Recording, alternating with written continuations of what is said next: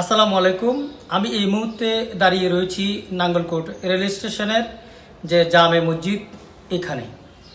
গতকাল রাতে এই মসজিদের দুটি ধান বাক্সা ভেঙে টাকা পয়সা লুট করে নিয়ে যায় চোরের দলেরা।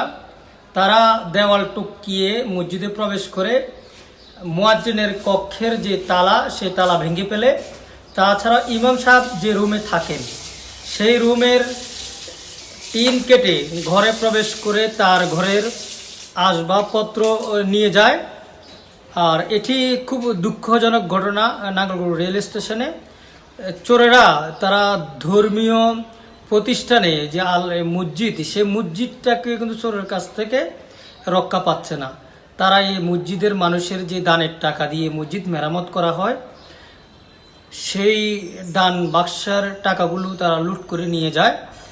এমন জঘন্য ঘটনাটি নাঙ্গলকোট রেল স্টেশনে ঘটেছে। আমরা বিস্তারিত জানবো মসজিদে যে মুয়াজ্জিন আছেন তার কাছ থেকে। আমি আসার পরে তালা তালা সব বন্ধ করে চলে গেছি।